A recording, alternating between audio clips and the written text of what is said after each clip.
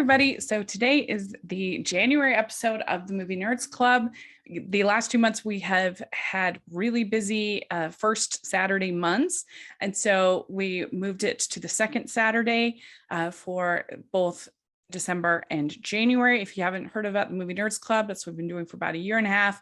Every month, my friends get together and we do top 5 lists and we talk about some of our favorite movies, and we try to share each other's channels. And that's the main point, is just to be a chance to for small YouTubers to get together and hopefully promote each other's channels. So please check out the other members, their videos for this month's topic. I would really appreciate it. Today, we are talking about 2021 movies, and particularly ones we think are underrated. And we gave some leeway for each individual member to decide what underrated meant for them. And for me, for the most part, my picks are ones that are rotten on Rotten Tomatoes and or just lower than I feel like they should be. Of course, I'm part of Rotten Tomatoes, but yeah, so these are some movies that I enjoyed. I know that they have flaws, but I would have rated them and did rate them higher. First is The Tender Bar, and this is 50% on Rotten Tomatoes. So it's divided critics whether they recommend it or not. I'm definitely in one that do recommend it. I thought it was a really sweet coming of age story. I thought all the performances were really good by Ty Sheridan and Ben Affleck, and definitely created a sense of place at Long Island, New York, 1970s. With all the costumes and the accents and the settings and everything. You really felt immersed, like you were there. I thought it tackled a lot of the same issues that Hillbilly Elegy tackled, but this was so much better, so much more like kind and loving, and less. I felt like Hillbilly Elegy was so ham-fisted in everything that it did, where this is just more gentle. I think I just enjoyed it. I thought it was a solid coming of age story, and so it's unfortunate that half of other critics didn't recommend it. Okay, next I have Venom, Let There Be Carnage. So when I got out of this movie, I was convinced this was going to be a big hit, and it was. It did very well at the box office, but I just thought everybody was going to enjoy it because I was laughing the whole time. I thought it was so funny. Whoa, where you going? That is a red one. You need to come out right now. I will let you eat everybody. Promise. I promise. Oh, yeah. And I don't really care that much about comedy plots if I'm laughing, which I was.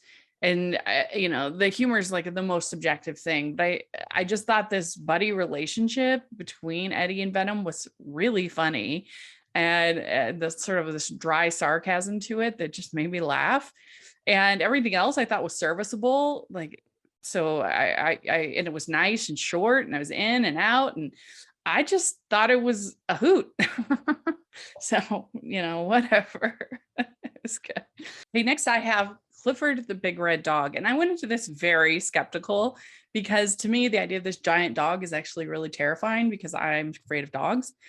But if I was able to set that aside, and it's actually a really sweet family movie. It's funny. If you're a dog person, you'll especially enjoy it. And the bond between Clifford and this little girl is very sweet. And it's a harmless, sweet movie for kids that love dogs. So I thought it was a throwback to the kind of family comedies that we used to get in the 90s. And so I enjoyed it. I like Jack Whitehall. I think he's really good. He was good in Jungle Cruise. He was good in this. So yeah, I liked Clifford the Big Red Dog. Surprisingly, it's 57% on Rotten Tomatoes. So next up, I have a movie that was technically fresh at 64%, but I think it was one of the best romantic comedies in years. It's Single All the Way. I just absolutely thought they had incredible chemistry. I thought it was genuinely really funny, which you don't always get in romantic comedies. And I just love the family so much. I thought they were so great. And it was just a really wonderful Christmas movie, in my opinion. And I looked at a lot of the negative reviews, and I feel like a lot of people they say things like, oh, it's just another romantic comedy.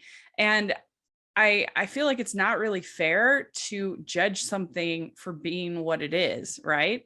A lot of the critics clearly don't like romantic comedies, and I just don't think that's fair. Like when I try to review a horror movie, I judge it for, is it a horror movie, even though that's not my favorite genre. And so I try to look at it, did it do what it's trying to do well? And I just don't know how you look at this movie and say it didn't do what it was trying to do very well. I just don't get it. I think that is frustrating, and I wish people would give romantic comedies a little bit more of a fair shake. But if they didn't like it, they didn't like it, and that's fine. But I just loved it. I thought it was great, and it made one of my favorite movies of the year. And I stand by that. It was so well done for what it was trying to do. So I have two other movies that are high on Rotten Tomatoes, but I think still deserve more love from 2021. Together was so funny, such a great script, and I loved that it was a platonic friendship. I love Patty Harrison and Ed Helms in the leads. I thought Nicole Beckwith's script was really sharp and really engaging, and I just loved it. It was one of my favorites of the year. I think it deserves to be in certainly the best original screenplay conversation if it was up to me. And then another movie that I think deserved more love was In the Heights. Yes, it has a high Rotten Tomatoes score. It's 90%, but people were very tough on it, I thought. And I just thought the dancing and music were really excellent. And I thought that Anthony Ramos was so good as Yusnavi. And I was just overall very entertained by it. It's maybe not perfect, but I think people were very tough on it. And then the last one that I think deserves more love is Us Again. And Us Again is short, so people don't sometimes take those as seriously. But as far as a piece of film, there's really nothing that moved me as much as this animated short. I absolutely loved it. I loved the dance. I loved the animation. I loved the message of hope and resilience and finding your spirit again after being depressed. All of that just really spoke to me. It was one of my favorite films of 2021.